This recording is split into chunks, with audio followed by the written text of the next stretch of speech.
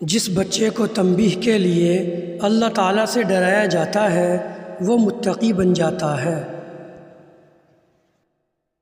جس بچے سے سچائی کا معاملہ کیا جاتا ہے وہ انصاف پسند ہو جاتا ہے۔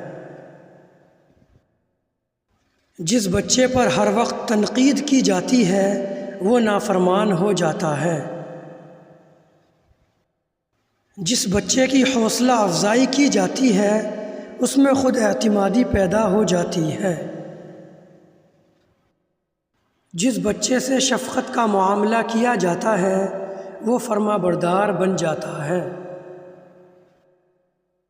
جس بچے کی مانگ اصرار کرنے اور رونے کے بعد پوری کی جاتی ہے وہ ضدی ہو جاتا ہے۔ جس بچے پر بھروسہ نہیں کیا جاتا وہ دھوکے باز بن جاتا ہے۔ جس بچے پر شفقت نہیں کی جاتی وہ مجرم بن جاتا ہے۔ جس بچے پر ہر وقت ڈانٹ ڈپٹ کی جاتی ہے وہ لڑاکا بن جاتا ہے۔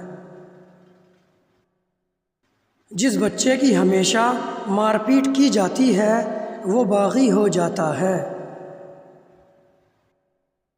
جس بچے کا ہر وقت مذاق اڑایا جاتا ہے وہ احساس کمتری میں مبتلا ہو جاتا ہے۔